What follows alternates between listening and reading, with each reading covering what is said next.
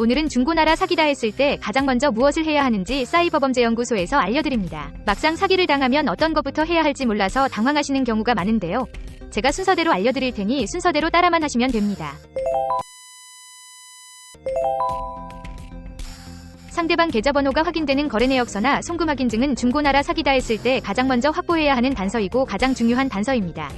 우선 이것만 확보하면 다른 증거자료가 없어도 신고가 가능합니다. 요즘은 대부분 휴대폰 은행 어플을 이용해서 돈을 보내시니 실제 은행 어플 캡처 자료를 보여드리겠습니다. 이 사진은 신한은행 어플인 신한솔 사진인데요.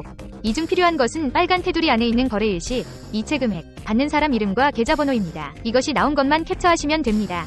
나중에 설명드리겠지만 온라인 신고를 하던 경찰서 방문 신고를 하던지 캡처 자료만 있으면 됩니다.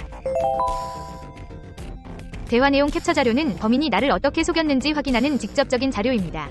만약 나중에 범인이 검거되더라도 여러가지 핑계를 대는 경우가 대다수입니다.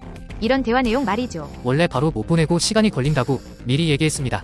상대방도 기다려준다고 했는데 왜 사기가 됩니까? 제가 속인 적이 있나요? 2주 있다가 보내준다고 약속했다니까요. 사정이 생겨서 못 보내준 것뿐입니다. 일부러 연락을 안 받을 것이 아니라니까요. 이런 대화 내용을 사기당한 것에 화가 나서 삭제하거나 나중에 캡처하려고 했는데 휴대폰이 고장나서 대화 내용을 확보하지 못하는 경우도 실제로 많이 생깁니다. 그러니 사기당한 것을 알아챘다면 곧바로 대화 내용 전부를 캡처해서 메일로 보내놓아야 합니다. 언제든지 사용할 수 있게요. 나중에 범인을 잡고 부인할 때 강력한 증거 자료는 바로 대화 내용 캡처 자료입니다. 기억하세요. 광고글 캡처 자료가 왜 필요할까요? 광고글 캡처 자료도 대화 내용과 같이 중요한 자료입니다. 광고글에는 어떤 물건을 팔기로 했는지에 대한 구체적인 증거 자료가 나와 있습니다.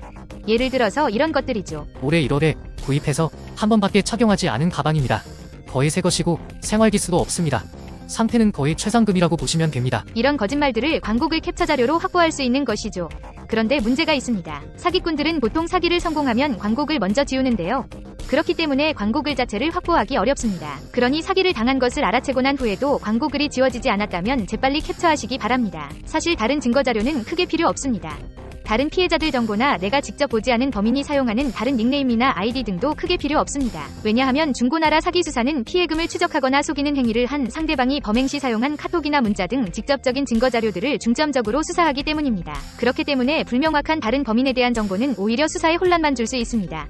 중고나라 사기 신고는 앞에서 말씀드린 3가지 자료만 있으면 됩니다. 증거자료 모두 출력해야 하나요? 아니요. 출력하지 않으셔도 됩니다. 물론 출력해서 제출하는 것이 원칙이지만 집에 컴퓨터만 있다면 경찰서에 방문해서 직접 서류를 제출할 필요가 없기 때문입니다. 다시 한번 말씀드리지만 캡처 자료만 휴대폰이나 컴퓨터에 잘 저장해 놓으시면 됩니다. 증거 자료를 다 준비하셨다면 어떻게 신고를 하는지 알아보겠습니다. 제가 가장 추천하는 신고 방법인 사이버범죄 신고 시스템을 이용한 신고 방법입니다.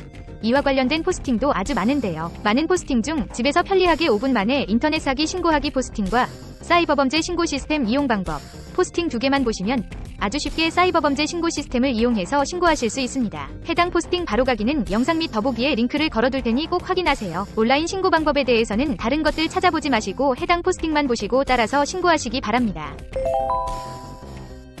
집에 컴퓨터가 없거나 사용하기 어려운 분들은 경찰서에 직접 방문하시면 당연히 신고하실 수 있습니다. 일단 관할 경찰서에 방문하셔야 하는데요. 사이버 사건이기 때문에 그냥 가까운 경찰서 아무 곳이나 가면 됩니다. 만약 그곳에서 관할 경찰서로 가서 신고해야 한다고 한다면 인터넷 사기는 가까운 곳에서도 신고할 수 있다고 안내를 받았다고 하시고 신고 접수를 해달라고 요구하시면 됩니다. 어디 경찰서에 가셔서 신고하실지 정하셨다면 경찰서 민원실에 가셔서 이렇게 말씀하시면 됩니다. 중고나라 사기 신고하러 왔습니다.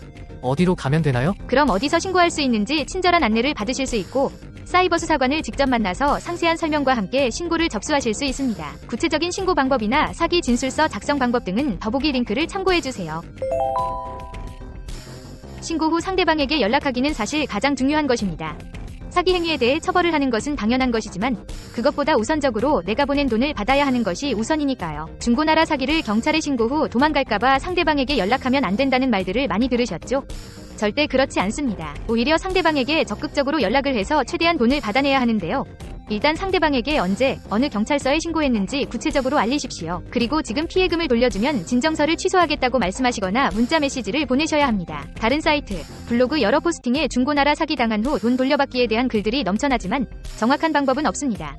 제가 말씀드리는 이 방법이 가장 돈을 돌려받을 확률을 높이는 것입니다. 그리고 한 가지 팁을 드리자면 온라인이건 오프라인이건 경찰서 방문해서 사이버 수사관을 만나게 되면 그 자리에서 꼭 상대방에게 연락해달라고 부탁해보세요. 만약 상대방이 보이스피싱 등 전문적인 사기꾼이 아니고 개인이 우발적이거나 일시적으로 돈이 필요해서 사기를 쳤다면 대부분이 사이버 수사관에 전화를 받은 후 피해금을 돌려줄 겁니다. 가장 확률이 좋은 방법이니 꼭 시도해보시기 바랍니다.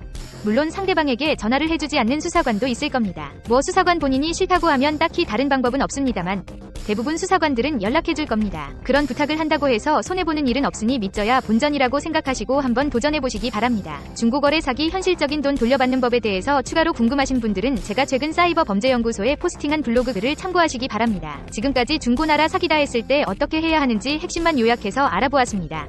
이 글이 중고나라 사기 피해를 처음 당하신 분들에게 큰 도움이 되었으면 좋겠습니다. 다른 사이버 범죄 관련 정보나 최신 정보 등에 대해 궁금하시면 제가 운영하는 사이버 범죄연구소 사이트에 방문하셔서 관련 정보를 확인해 보시기 바랍니다. 지금까지 영상 봐주셔서 감사합니다. 영상이 도움이 되셨다면 구독과 좋아요 부탁드립니다.